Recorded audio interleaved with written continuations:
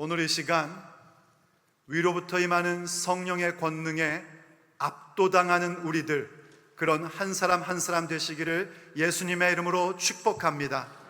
성령의 권능을 힘입어 변화의 능력을 갖기 시작함이 바로 우리의 인생 가운데 펼쳐지게 될 줄로 믿습니다.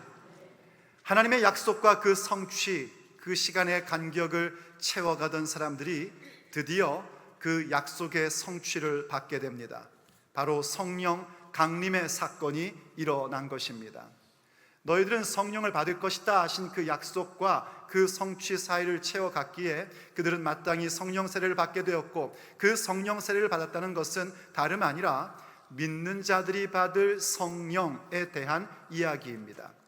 흔히들 그저 예수님 믿으면 성령 받은 것이다 라고 얘기하지만 성경은 한 번도 그렇게 우리에게 가르쳐 준 적이 없습니다. 물론 우리가 복음을 듣게 되고 예수님을 믿게 되며 신앙의 고백을 하게 되는 것 전부 다 성령께서 하시는 일입니다. 그때 성령은 어디에 계시는가? 바로 우리와 함께 하십니다. 조금 더 성경적인 용어를 엄밀하게 번역을 하면 우리 곁에 계셔서 우리에게 감동과 감화를 주시어 들려진 복음이 믿어지게 해주시고, 그 믿음으로 말미암아 예수님을 구원자로 고백하게 해 주십니다. 그리고 이제 바로 그 예수님을 믿는 자들이 받을 성령 세례를 주님께서는 약속하셨고, 이제 그들은 성령 세례를 받게 되는 것입니다. 이때 이 성령 세례를 받는 것은요, 그렇기 때문에 그저 예수님을 영접하고 교인된 그런 차원의 것이 아닙니다. 성령 세례를 받으면 권능을 받게끔 됩니다. 이 권능은 변화의 능력입니다. 내 인격 자체가 변화되는 것입니다. 어떤 인격으로 변화되는가? 예수님의 증인되는 인격으로의 변화를 갖게 됩니다. 예수님께서 약속하셨듯이요, 성령이 너에게 임하시면 너희가 권능을 받고 유대와 예루살렘과 온 유대와 사마리아와 땅끝까지 이르러 내 증인이 되리라. 조금 더 해석하여 말하자면요, 내 증인이 되고야 말리라. 내가 너희를 내 증인으로 만들어 내겠다 하신 약속입니다. 바로 그렇게 성령이 임하면 우린 권능을 입게 되어서 예수님의 증인의 인격으로 세워지게 됩니다. 그러므로 우선 예수님을 아직 믿지 않습니까? 예수님을 믿으셔야 됩니다. 지금도 말씀을 듣는 가운데 성령께서 마음에 감동을 주신다면 여러분들은 예수님을 나의 구원자로 고백하는 자가 되셔야 됩니다. 예수님을 영접하셨습니까? 그렇다면 여러분들은 성령 세례를 사모하는 자가 되셔야 됩니다. 성령 세례 받아야 됩니다. 성령의 충만함을 받으셔야 됩니다. 자, 그런데 분명 오늘 본문 우리가 읽은 내용은 인류의 역사 가운데 첫 번째로 임했던 성령 강림, 성령 세례의 사건입니다. 그런데 어느새 이 사도행전이 우리에게 분명히 성령으로 세례를 받으리라 하셨고 성령이 임하면 이라고 말씀하셨는데, 오늘 본문은 그들이 성령의 충만함을 받았다라고 그렇게 이야기해 주고 있습니다. 그럼 우리는 얼른 알아야 됩니다. 성령 세례 받는다는 것, 성령이 임한다는 것이 바로 성령의 충만함과 직결되어 있는 것인데, 우리에게 더욱더 강조되고 있는 것은 성령의 충만함이구나 하는 것을 얼른 알아차려야 됩니다. 물론 성령 세례와 성령의 충만함은 좀 우리가 분별할 줄은 알아야 됩니다. 이렇게 구별하시면 됩니다. 성령 세례는 단회적인 사건이고 성령의 충만함이란 지속적으로 이루어 가야 될, 간직해야 될 상태를 얘기하는 겁니다. 다시 한번요.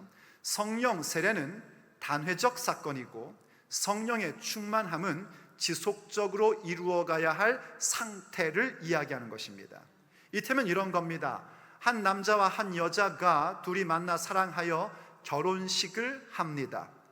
결혼식은 한 번 하면 됩니다. 그렇지만 그 둘 사이에 서로 사랑함이라는 것은 결혼 생활을 통하여 지속적으로 확인하고 발전시키고 충만하게 가져야 할 부분인 것입니다. 그와 같이 우리가 예수님 믿는 자로서 성령의 세례는 단회적인 사건으로 우리에게 주어지는 것입니다. 여러분, 결혼한 부부가요, 서로의 사랑을 확인한다고 결혼식을 자꾸 매일 한다면 이건 뭔가 문제가 심각한 겁니다. 그렇지 않고 한 번으로 끝나듯이 성령 세례 받는 것도 단회적 사건입니다. 그런데 성령 세례 받은 사람들은 어떻게 해야 되는가? 지속적으로 성령의 충만함을 받으며 나아가야 됩니다. 성령 충만함을 가져야 내가 성령 세례 받은 자로서의 온전한 삶을 이루어 갈 수 있는 것입니다. 그래서 우리는 성령 충만함을 구해야 됩니다.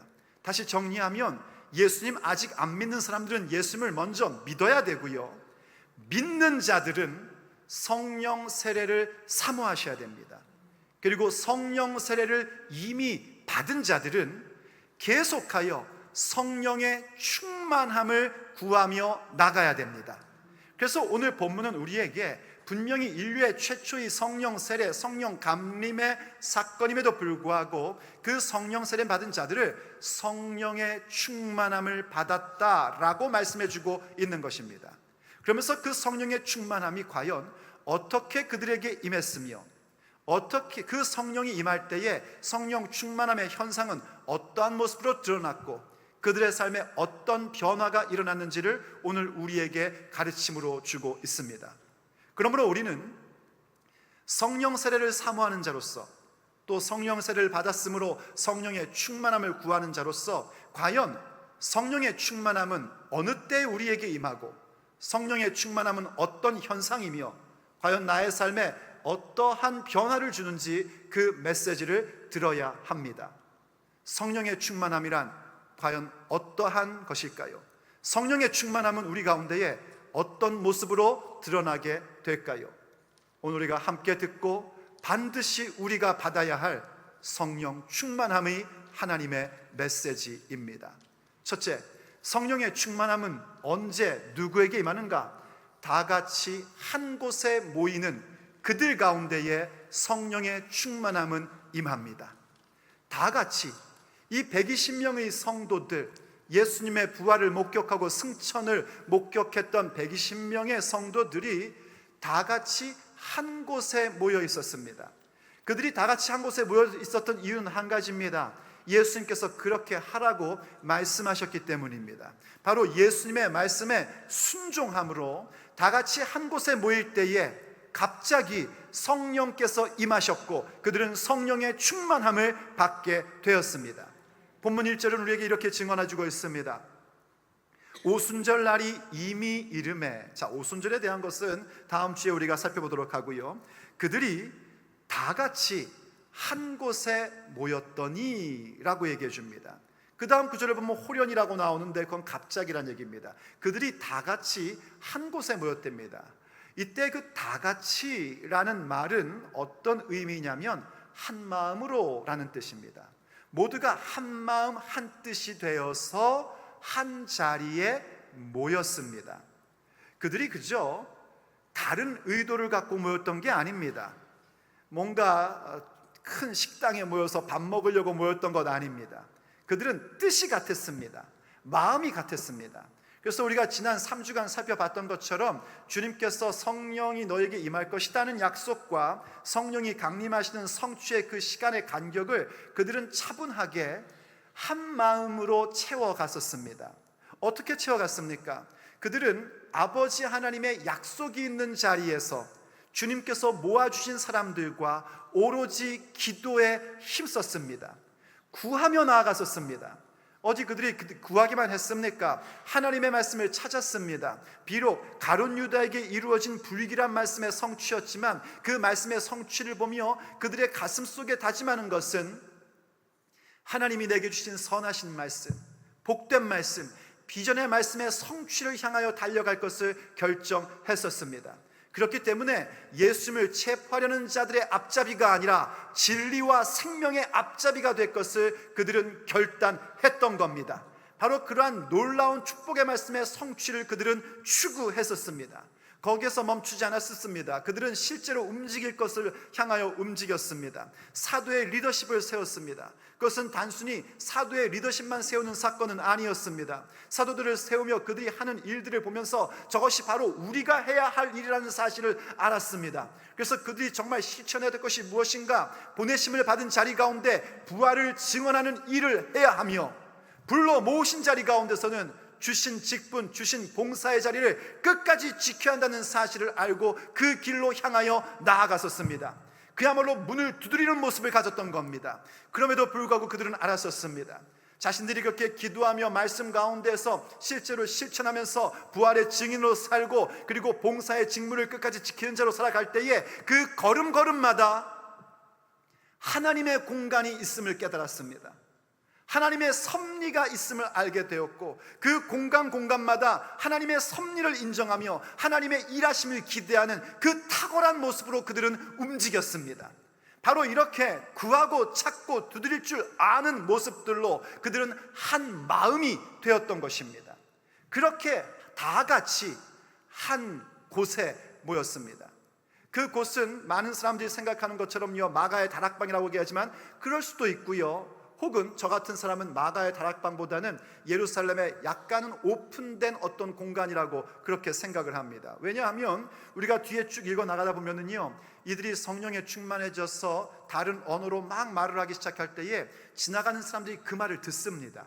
그 말을 들으며 야, 우리가 저들이 다 갈릴리 사람들인데 어떻게 우리가 각각 나라에서 온 언어, 자신들의 언어로 하나님의 큰 일을 듣는가 했거든요. 그래서 어쩌면 좀 이렇게 약간 공간된 개방된 그런 공간에 모여서 한 곳에 있을 수도 있습니다. 아니면 어쩌면 성전 가운데 있을 수도 있죠. 하지만 어떤 자리든지 간에 중요한 핵심은 뭐냐면 이들은 예루살렘을 떠나지 않았다는 사실입니다. 그게 중요합니다. 왜요? 예수님이 약속하신 자리거든요. 너희들 예루살렘 떠나지 말아라. 성령이 임하실 때까지 예루살렘 떠나면 안 된다 했거든요. 그래서 그들은 그것이 성전이든지 간에 혹은 약간은 공개된 어떤 자리든지 혹은 어떤 다락방이든지 어디든지 간에 예루살렘 가운데에서 한 마음으로 한 자리에 모이는 것을 포기하지 않았었습니다. 우리가 지금 볼 때는 그게 왜 이렇게 중요한 건가? 강조할 만한 건가 하지만은요 그건 사실 쉬운 일은 아니었습니다. 왜냐하면 예루살렘은 아직도 이 예수님을 십자가에 죽게끔 했던 유대 관원들이 예수님의 제자들을 감시하고 있었거든요. 그들은 예수님의 그 복음 운동이 다시금 나타나는 것이 싫었습니다. 그러니 어찌 그것이 쉬운 일이었겠습니까? 더군다나 지금 그들이 기다리고 있는 것은 뭐냐면 한 번도 경험해보지 못한 하나님의 은혜입니다. 단 지금까지의 인류 역사 가운데 누구도 경험하지 못한 성령 세례, 성령이 우리 안에 내주하시는 사건, 곁에서 일하시는 정도가 아니라 우리 안에 내주하시는 단 한 번도 경험해보지 못한 일을 기다리고 있는 것입니다. 주님께서요 너희들 열흘만 기다리면 된다 이렇게 말씀하지 않으셨습니다. 그죠? 몇 날이 못 되어 너희가 성령으로 세례를 받을 것이다 하셨습니다. 혹은 승천하시면서요 막 올라가시다가 갑자기 아이고 내가 깜빡했네, 얘들아 오순절날 성령 세례 받을 거야 이렇게도 안 하셨습니다. 그냥 가셨습니다. 그들은 언제 성령 세례를 받을지 몰랐습니다. 물론 예수님께서 명령하신 바이니까요 첫째 날, 둘째 날은 기다릴만 했을 겁니다. 3일, 4일, 5일, 6일, 일주일이 지났는데 아무 일이 없습니다. 새로운 주간이 되었습니다. 8일, 8일, 9일 아무 일 없습니다. 아니 그 중간에 뭔가 점점 이제 되나보다, 뭔가 오나보다 이런 느낌이 있었다면 기다릴만 했을 것입니다. 그러나 전혀 그런 게 없었습니다. 성경이 말하기를 갑자기 호련이라고 그럽니다. 과연 그들이 어떻게 그러한 열악한 상황 가운데에 자신도 잡혀서 큰 손해를 볼지도 모르는 상황 가운데에 다 같이 한 곳에 모일 수 있었을까요? 그것은요 바로 그들이 함께하는 형제자매가 있었기 때문입니다. 함께하는 형제자매들이 서로 함께 모여 우리 기다리자, 우리 하나님은 약속에 신실하신 하나님이다, 서로 격려하며 서로를 세워주며 그렇게 그들은 그 기간까지 기다렸던 것입니다. 그래서 성경은 우리에게 이렇게 권면합니다. 히브리서 10장 35절의 말씀을 보면은요 모이기를 패하는 어떤 사람들의 습관같이 하지 말고 오직 권하여 그 날이 가까움을 볼수록 더욱 그리하자 하며 권면해주고 있는 것입니다. 사랑하는 여러분, 주님의 말씀을 믿는 자로서 모이기에 힘쓰십시오. 여러분, 성령 받기 원하십니까? 성령 세례 체험 원하십니까? 여러분, 성령의 충만함이 있고 싶습니까? 여러분, 정말 주님 다시 오실 날을 기다리고 계십니까? 그렇다면 모이기에 힘쓰십시오. 마지막 때가 될수록 모이기에 힘써야 됩니다. 여러분처럼 주일 예배마다 모이셔야지 되고요, 주일에 예배를 드리는 자들은 주중 예배 가운데 모이기를 힘쓸 줄 아셔야 됩니다. 그리고 여러분의 순모임 가운데 함께 동참하셔야 됩니다. 순모임을 우습게 여기지 마십시오. 그 가운데 성령께서 임하실 수 있는 것입니다. 사역팀 모임에 여러분들 최선을 다하여 모이시기 바랍니다. 남성 모임, 여성교회 모임, 어떤 모임이든지 간에 그 모임에 힘쓰십시오. 그리고 모여서 다른 것 하는 것이 아니라 서로를 위해서 기도해주고, 서로를 격려해주고, 하나님이 주신 말씀에 대해서 서로 공유하면서 은혜 받은 말씀을 함께 나누어 보십시오. 그것이 바로 성령의 충만함을 받을 자들이 가져야만 하는 자세인 것입니다. 그럴 때에 호련히, 언제인지 모릅니다. 제가 원하는 건 지금 이 시간에 임하기를 원하지만 하나님께서 원하시는 그 타이밍에 갑자기 성령께서 임하십니다. 그럼 그 성령의 역사로 인하여 우리는 압도당하는 인생이 되는 것이고, 그 압도당하는 인생이 될 때 우리 가운데는 하나님의 능력이 나타나기 시작하는 것입니다. 그러므로 성령의 충만함을 받는 것은 무엇인가? 둘째로 바로 성령의 임재에 압도되는 것입니다. 성령님의 임재하심, 하나님의 그 임재하심 가운데에 압도당하는 겁니다. 사로잡히는 것입니다. 그분의 임재에 갇힌 바 되는 것입니다. 그들이 그렇게 주님의 명령을 따라 다 함께 한 마음으로 한 곳에 모여있을 때에 성령께서 호련히 임하십니다. 본문 2절이 이렇게 우리에게 설명해 주고 있습니다. 호련히 하늘로부터 급하고 강한 바람 같은 소리가 있어 그들이 앉은 온 집에 가득하여, 이렇게 가르쳐 주고 있습니다. 갑자기 하늘로부터입니다. 땅에서부터가 아닙니다. 하늘로부터 급하고 강한 바람 같은 소리가 있었답니다.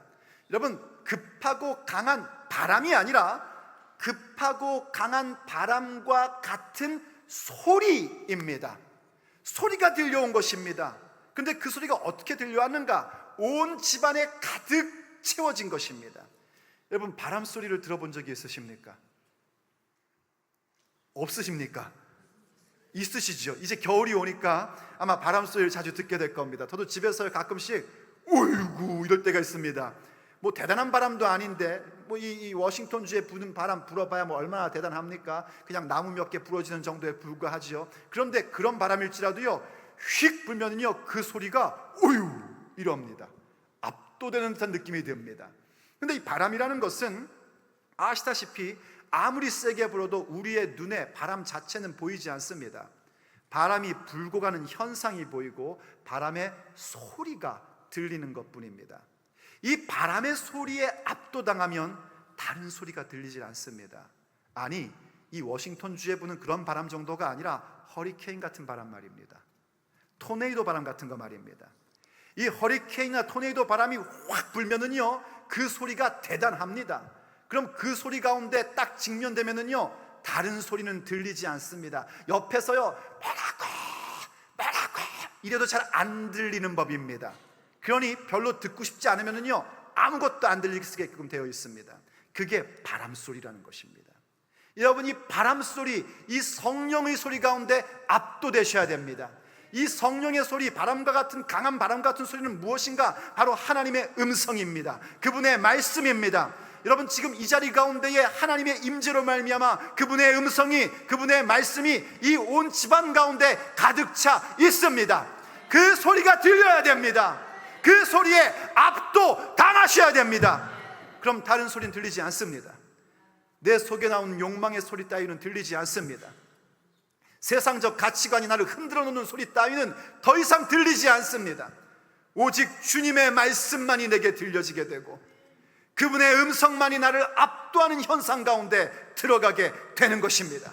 오늘 그 음성 듣기를 예수님의 이름으로 축복합니다. 그 소리가 들리기를 간절히 원합니다. 그리고 나서 또 어떤 현상이 일어나는가? 이어서 이렇게 얘기해 주고 있습니다. 3절입니다. 마치 불의 혀같이 갈라지는 것들이 그들에게 보여 각 사람 위에 하나씩 임하여 나타났었습니다. 소리는요 전체적으로 들린 것입니다. 온 집안이 마치 무너질 듯이 확 하고 소리가 들렸는데, 그 다음 나오는 현상은 뭔가? 이 불의 혀처럼 갈라지는 하나님의 불이 각 사람 머리 위에 임하기 시작한 것입니다. 불이 임해야 됩니다. 불의 역사입니다. 성령의 역사는요 강한 바람과 같은 소리, 하나님의 음성이 가득 차는 것이고, 그리고 성령의 불이 우리 각 사람 가운데 임하는 것입니다. 그게 바로 성령 세례요, 성령의 충만함입니다. 불 받으셔야 됩니다. 불 받기를 예수님의 이름으로 축복합니다. 성경의 불이라는 건 이런 겁니다, 여러분. 성경의 불은 어떤 것이냐면 하나님의 권세와 능력을 상징합니다. 능력의 불입니다. 능력의 불을 받으셔야 됩니다. 우리 하나님께서요 이스라엘 백성을 애굽에서 구원하셨습니다. 구출해 내신 것입니다. 우리에게 비교하자면 예수님 믿게 되어 구원받은 것입니다. 그리고 그들을 신의 산으로 이끌어 가십니다. 그 이유는 언약을 맺기 위함입니다. 우리가 앞으로도 듣게 되겠지만은요, 구약에 나오는 이 언약은요 그 본질이 우리에게 성령 임하게끔 하는 것입니다. 어쨌든 그렇게 신의 산으로 끌고 오셔가지고 그들과 언약을 맺으실 때에 하나님께서 직접 신의 산 가운데 강림하시는데, 그때 특징이 뭐냐면 불입니다. 불이 신의 산 가운데 임하는 거예요. 이스라엘 백성이 그 불을 보며 완전히 그 불에 압도당합니다. 어디 그뿐입니까? 열왕기상 18장을 보면은요, 여러분들 가운데 많이 알고 있는 엘리야라는 사람이 나옵니다. 이 엘리야는 하나님을 경외하는 주의 종이었습니다. 그가 어느 날 바알의 선지자들과 대결을 벌입니다. 바알의 선지자 450명, 아사라 선지자 400명, 850명인데 직접 대결을 붙은 것은 바알의 선지자 450명이었거든요. 그래서 대결을 붙는데 그때 그 엘리야가 이스라엘 백성을 전부 다 불러 모아놓고 얘기합니다. 너희들이 언제까지나 여호와 하나님과 바알 사이에서 머뭇머뭇하겠느냐? 요즘 우리식으로 말하자면 어느 때까지 양다리 걸치고 살래? 이 얘기입니다. 여러분, 이스라엘 백성이요 여호와를 버린 적이 없습니다. 여호와를 향하여 예배도 했습니다. 그러면서 동시에 바알도 숭배했습니다. 우리식으로 얘기하자면요, 주일날 예배당 와가지고 하나님 앞에 예배하는 거 안 빼먹었단 말입니다. 그런데 주중에는 나가서 돈이 하나님이 된 겁니다. 주일은 예수님이 내 주인이시고 주중은 돈이 내 주인이고, 그렇게 하나님과 바알 사이에 머뭇머뭇거리면서, 영어 실기 하면은요 그 담 위에 서서 앉아가지고 어디로 갈까를 보는 그런 사람들로 살고 있던 겁니다. 그래서 엘리야가 말하죠. 도전합니다. 어느 때까지 그렇게 여호와와 바알 사이에서 머뭇머뭇하겠느냐? 내가 바알과 대결을 해서 불로 응답하는 자가 참된 하나님인 줄로 알자. 백성들이 생각해보니까 맞거든요. 그래서 너희들 많으니까 너희들부터 바알 선자 너희부터 해봐. 그래서 바알 선자가 아침부터 저녁까지 바알을 부르며 열심히 불을 달라고 합니다. 아무 응답이 없습니다. 저녁이 되자 엘리야가요 12지파를 상징하는 12개의 돌을 가지고 와 제단을 쌓습니다. 무너진 제단을 다시 쌓은 것입니다. 그리고 그 위에 제물을 쌓습니다. 그러더니 이상한 일을 합니다. 제단 주위로 도랑을 파라 그럽니다. 그러더니 물을 4바켓을 가지고 와서 부랩니다. 한 번, 두 번, 세 번을 붓습니다. 12버킷의 물을 가득 부은 겁니다. 그러더니 주님 앞에 기도합니다. 주님, 보여주십시오. 여호와만이 참된 하나님인 것을 보여주십시오. 내게 응답하여 주십시오. 그때에 위로부터 하나님의 불이 임합니다. 제단을 태워버립니다. 재물을 태웁니다. 흙까지 태웁니다. 심지어 도랑에 있는 물까지 전부 다 핥아버립니다. 불의 역사, 하나님의 권능의 사건이 나타난 것입니다. 그때 이스라엘 백성들이요 하나님의 그 권능의 불에 완전히 압도당합니다. 권세를 떨쳤던 450명의 바알의 선지자들이요 하나님의 그 권능의 불 가운데에 완전히 압도를 당하고요, 도망갈 생각을 못하고 저항할 생각을 못하고 전부 다 죽임을 당합니다.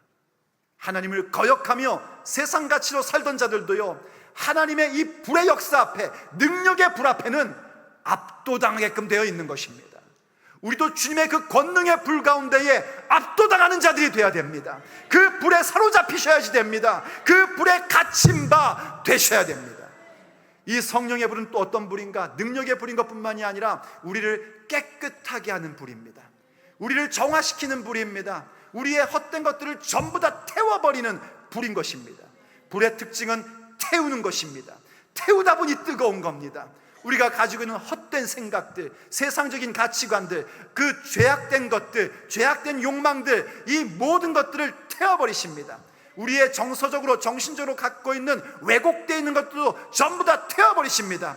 때로는 하나님께서 원하시면요, 우리 안에 있는 질병들도 전부 다 태워버리십니다. 그 사건이 있기를 예수님의 이름으로 축복합니다. 태워버리는 사건인 것입니다. 목사님, 저는 태울 게 없습니다. 사람이 참 괜찮거든요. 제가 교회 생활을 몇 년을 했는데요, 제가 이래도 명색이 교회에서 직분자입니다. 혹시 그렇게 생각하십니까? 그렇다면 그분은 아직 성령 세례 체험 못하신 분입니다. 성령의 충만함이 없는 사람입니다. 성령께서 우리 가운데에 임하시고 성령으로 충만해지면 그 불 가운데 나오는 빛이 하나님의 영광에 압도된 상태에서 내가 얼마나 주님 앞에 부끄러운 존재이고 얼마나 부정한 존재인지가 여실하게 드러나게끔 되어 있습니다. 그래서 그 불로 태워져야 될 존재는 다른 누구가 아니라 바로 나 자신이라는 사실을 확실하게 알게 됩니다. 선지자 이사야가요, 바로 그 사실을 경험을 했던 겁니다. 선지자 이사야는 경건한 사람이었습니다. 부패하고 하나님을 외면하는 그 세대 속에서 하나님을 경외하며 하나님의 말씀을 증거하는 선지자였습니다. 그런데 어느 날 그가 성전 가운데에서요, 놀라운 일을 목격하게 됩니다. 높은 보좌 위에 하나님이 앉으셨는데 그 옷자락이 자신이 있는 이 성전 가운데 가득한 것을 보게 됩니다. 그리고 천사들이, 스랍 천사들이 서로 노래하는 소리가 들려옵니다. 거룩하다, 거룩하다, 거룩하다, 만군의 주 여호와. 그 소리가 들려오는 것입니다. 그야말로 하나님의 영광 가운데에, 하나님의 임재 가운데 압도당한 것입니다.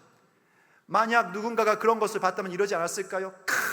역시 나는 영성이 탁월해, 남들 못 보는 이런 걸 보다니 말이지 하면서 막 자랑할 만한 것 같지 않습니까? 근데 만약에 그런 걸 자랑하고 있다면요, 그 사람 본 거 하나님이 보여주신 거 아닙니다. 자기가 혼자 상상해서 본 것일 가능성이 큽니다.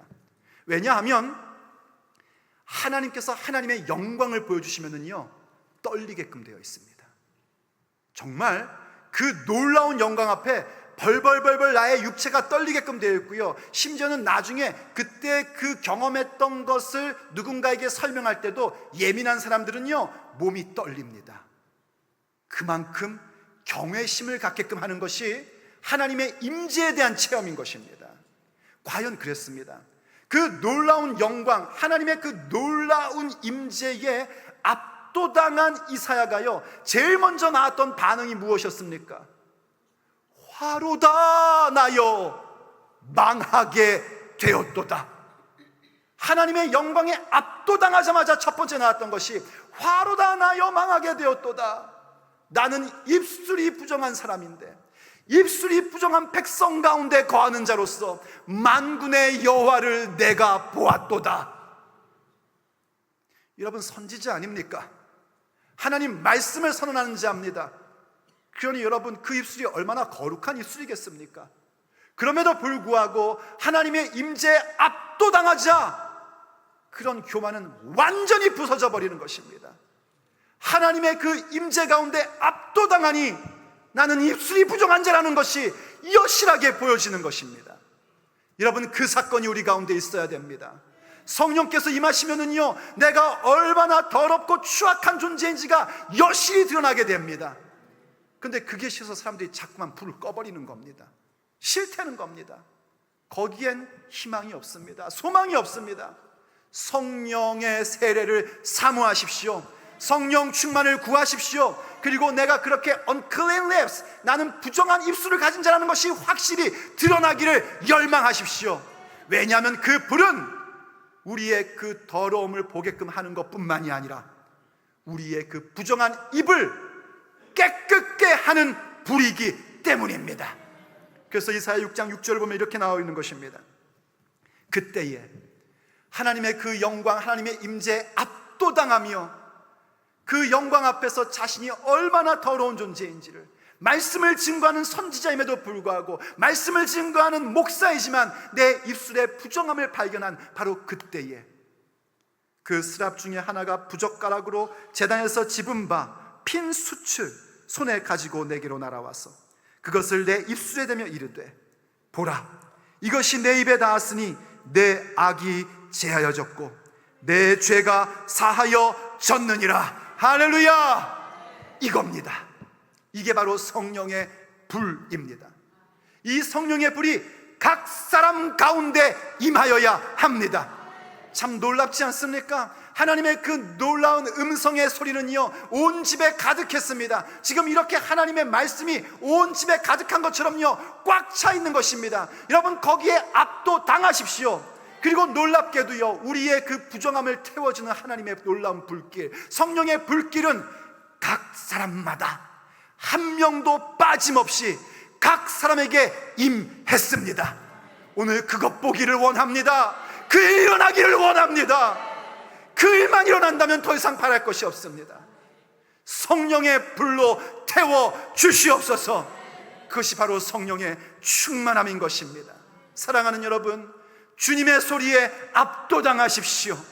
주님의 그 능력의 불에, 그 깨끗게 하는 불에 완전히 장악당하십시오. 그것이 바로 성령의 충만함입니다. 그때 우리의 삶에는 하나님께서 주시고 싶어 하시는 놀라운 변화의 삶이 시작됩니다. 그러므로 세 번째 성령의 충만함이란 무엇인가? 바로 큰 일을 말하기 시작하는 것입니다. 하나님이 하시는 큰 일, 그 위대한 일을 드디어 말하기 시작합니다.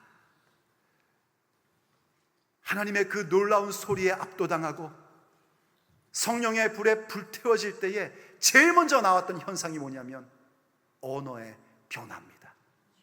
오늘 본문 4절이 우리에게 이렇게 얘기를 해주고 있습니다.